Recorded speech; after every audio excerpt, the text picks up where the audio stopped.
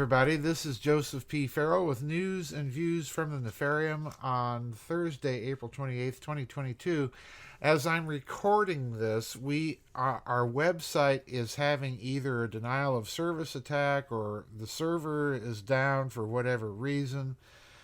So I'm hoping that this will get posted on Thursday because due to weather, it's that time of the year, so I'm having to kind of watch the weather, and unfortunately, they are promising rain tomorrow, right about the time that I usually do our short format vid chat. So I've postponed tomorrow's vid chat and moved it to next week at the same time. I have not yet made up the other vid chat schedule for the month of May, so just stay tuned, but please do remember to always check the schedule. And if I'm not there tomorrow and unable to get the news and views posted, we're under some sort of attack. Anyway, I have a couple of articles here. If you've been following this situation in the Ukraine, and quite frankly, to me, a frustrating amount of lies coming from largely the West. I'm not saying that the Russians aren't capable of lying, but they at least seem to be doing a lot less of it than the West. I have two articles here. One is from RT, and the other is a very interesting article, apparently from a Swiss Army colonel by the name of Jacques Baud. And first of all, the first article from RT says, quote, the U.S. is ready to accept a neutral Ukraine. The U.S. Secretary of State Anthony Blinken told the Senate that neutrality or NATO is Kiev's choice to make. Ha! Yeah, right. But this is an interesting turn of events because recently the Biden regime's sanctions czar apparently has resigned or taken himself out of the process, so who knows, there may be some sort of shift occurring within Washington. But let me read you a few paragraphs from this article in RT. Quote, Washington would not oppose the Ukraine declaring itself a non-aligned neutral country, according to U.S. Secretary of State Anthony Blinken's testimony at the Senate on Tuesday. The U.S. seeks to arm the Ukraine to strengthen its hand at the negotiating table, but can't be more Ukrainian than the Ukrainians, and this ultimate decision will be up to Kiev, Blinken said. The crisis in the Ukraine, which Blinken visited over the weekend with Defense Secretary Lloyd Austin, dominated Tuesday's hearing before the Senate Foreign Relations Committee on the State Department's 2023 budget. At one point, Senator Rand Paul of Kentucky voiced his concern that the Ukrainians were being pushed and goaded by half the members of the Senate who want them in NATO, and that they might have otherwise agreed to neutrality as Moscow had asked. Asked by Paul whether the United States would accept the Ukraine becoming a neutral state and not a NATO member, Blinken implied that Washington just might. Quote, we, Senator, are not going to be more Ukrainian than the Ukrainians. These are decisions for them to make, unquote. Well, we'll see. And skipping a little bit here, the article goes on to state, some in Moscow believe the U.S. and U.K. have influenced Kiev to backtrack from the talks with promises of support. The Russian Foreign Minister, Sergei Lavrov, said in a TV interview on Monday. He also said, this being Sergei Lavrov, that trying to negotiate directly with the U.S. and NATO did not give results, and I'm in that camp, folks. I have to be honest with you. I don't think that the West was negotiating in very good faith.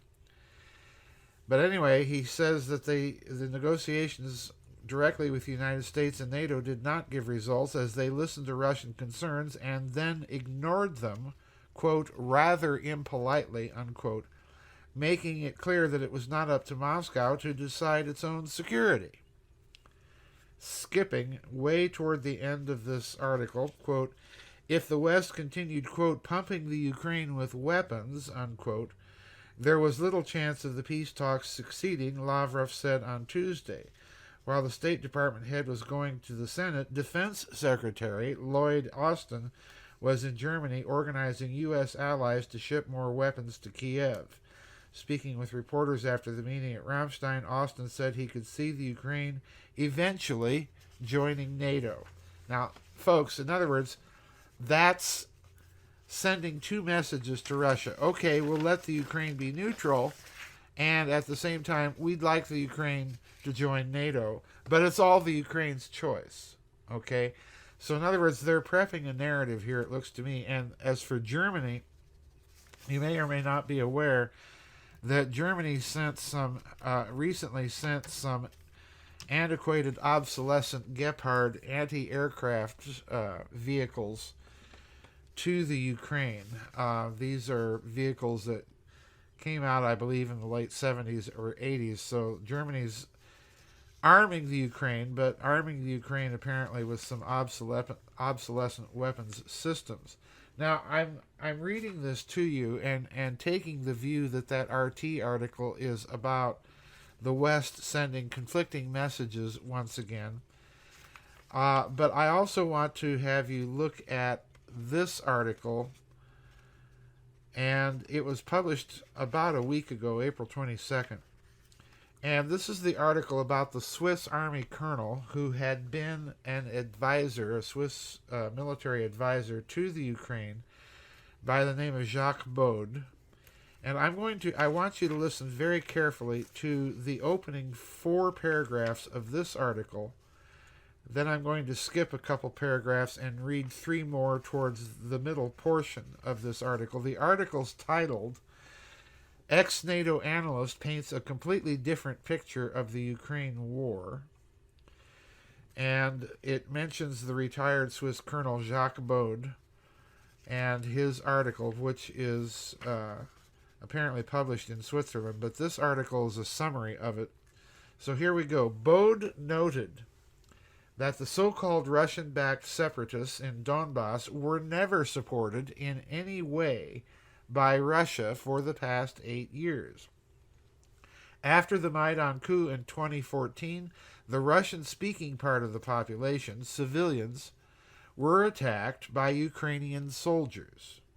In cities like Odessa, Mariupol, Lugansk, and Donetsk, massacres were carried out by them. Since then, a civil war has raged in the country.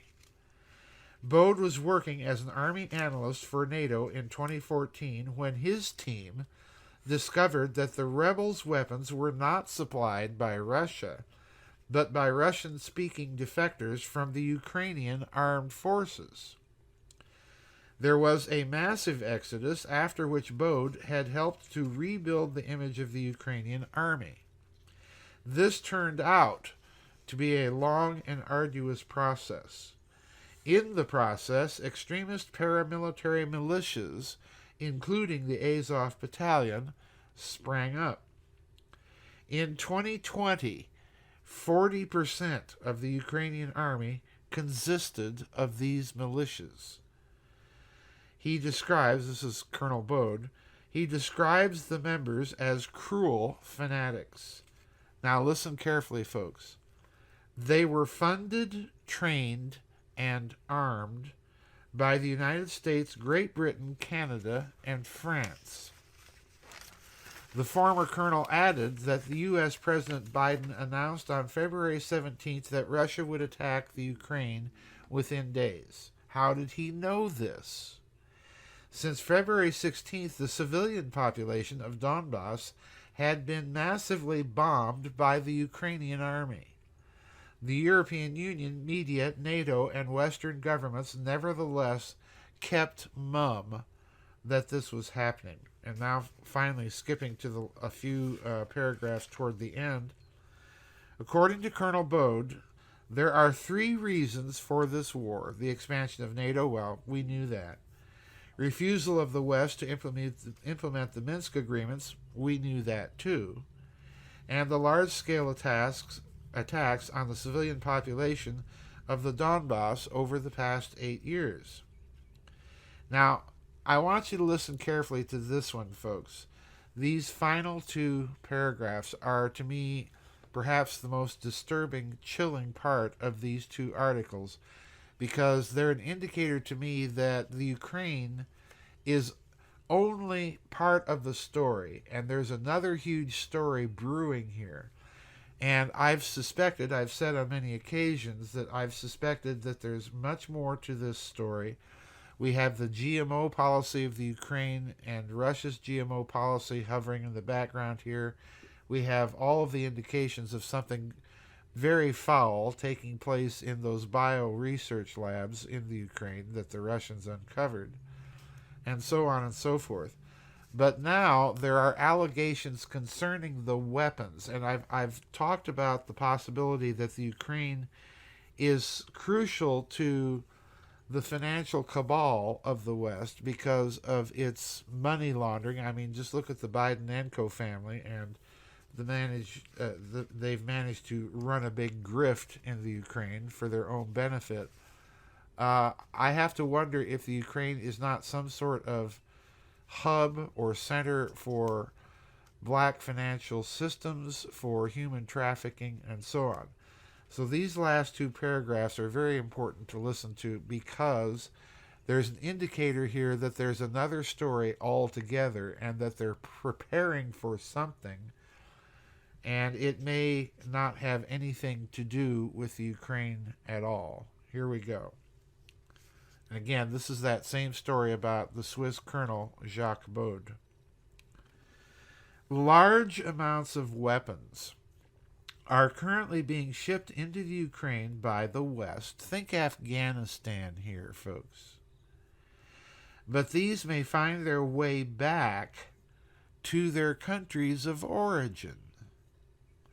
A huge amount of small arms and small ammunition, anti-tank weapons, and handheld anti-air systems now constitute a serious long-term danger to the European Union and the world at large, since these fit into a car trunk and can easily be smuggled across borders.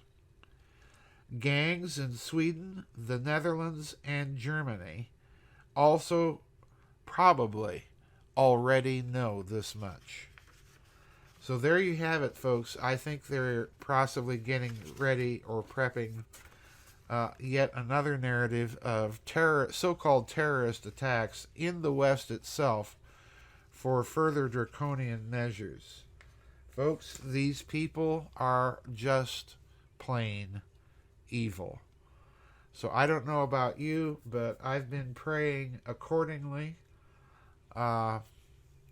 I've taken the gloves off, so to speak, as far as my prayers go. Anyway, that's it for today's news and views. Please bear with us. We're trying to get the website back up and functional. Remember, if I should be able to post this before tomorrow's VidChat, that I have moved the VidChat to next Friday due to some weather issues. So that's it for today's news and views, folks.